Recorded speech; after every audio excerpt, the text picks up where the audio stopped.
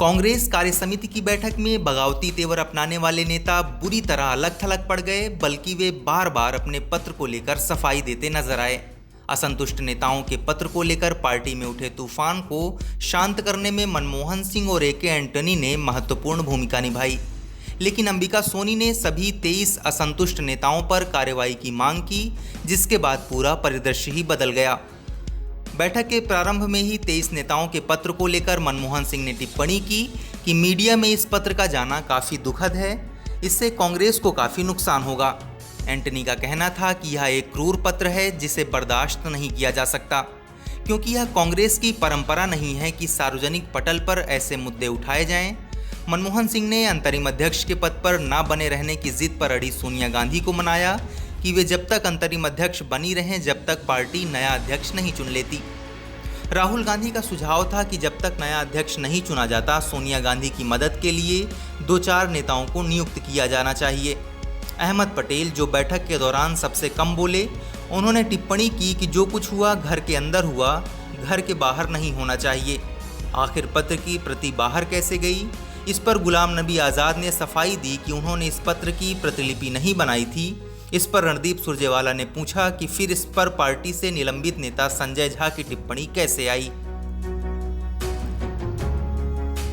कार्य समिति की वरिष्ठ सदस्य अंबिका सोनी ने उन सभी 23 नेताओं के खिलाफ कार्रवाई की मांग की जिन्होंने नेतृत्व पर सवाल उठाकर न केवल सोनिया गांधी को पत्र लिखा, बल्कि मीडिया से उसे लीक भी करा दिया। अंबिका सोनी यह कहते हुए लगभग रो पड़ी। उन्होंने कहा कि वे बीमारी की हालत में बैठक में हिस्सा ले रही हैं और ये उनकी अंतिम कार्य समिति की बैठक है। अंबिका सोनी के प्रहार से परेशान मुकुल वासनिक, गुलाम नबी आज़ाद, आनंद शर्मा बचाव की मुद्रा में आए और सफाई दी कि उन्होंने सोनिया गांधी अथवा राहुल गांधी के खिलाफ ना तो कोई बात कही है और न ही पत्र को लीक किया है। पत्र लिखने वालों में शामिल कार्य समिति के चौथे सदस्य जितिन प्रसाद ने सोनिया और राहुल से माफ़ी मांगते हुए अपने पिता जितेंद्र प्रसाद का हवाला दिया और कहा कि उन्होंने बरसों तक गांधी परिवार का साथ दिया है, फिर मैं कैसे गांधी परिवार से अलग हो सकता हूं। मेरा पूर्ण विश्वास सोनिया गांधी और राहुल गांधी पर है। मैं चाहता हूं कि राहुल गांधी अध्यक्ष पद संभालें।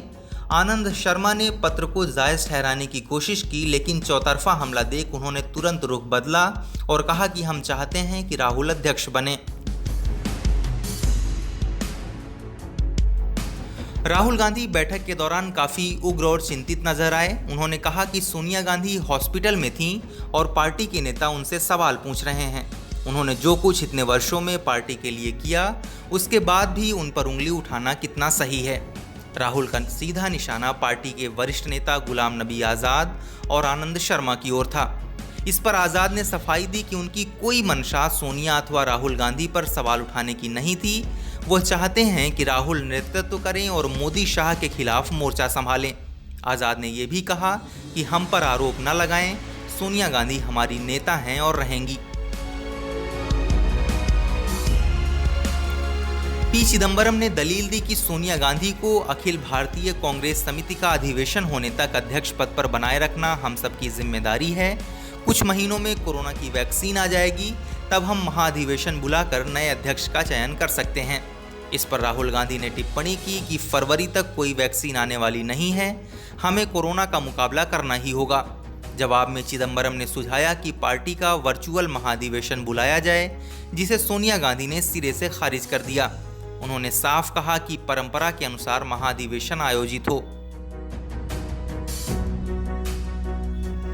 इसी दौरान केसी वेणुगोपाल स्क्रीन पर उठकर बाहर जाते दिखाई दिए। जब वे लौटे तो उन्होंने पूछा कि हम जो चर्चा कर रहे हैं उसकी हर क्षण की रिपोर्टिंग सोशल मीडिया पर कैसे हो रही है। इस पर गुलाम नबी आज़ाद ने कहा, यही हमारी चिंता है कि हम जो कुछ करते हैं उसकी सूचना बाहर चली जाती है। गौरतलब है कि कार्य समिति की बैठक में हो रही हर बात और घटना की खबर सोशल मीडिया पर तुरंत आ रही थी। इसका नतीजा था कि वरिष्ठ नेता कपिल सिब्बल ने ट्वीट पर अपने बारे में कही गई बातों पर तीखी प्रतिक्रिया दी और बाद में उसे डिलीट भी कर दिया। इस वीडियो में फिलहाल इतना ही। आप अपने सवाल और सुझाव हमें कमेंट करके बताइए। बाकी देश और दुनिया की ताज़ा तरीन खबरों की अपडेट्स के लिए हमारे चैनल लोकमत हिंदी को सब्सक्राइब कर लीजिए। अगर आप ये वीडियो फेसबुक पर देख रहे हैं तो हमारे पेज को लाइक और फॉलो कर लीजिए।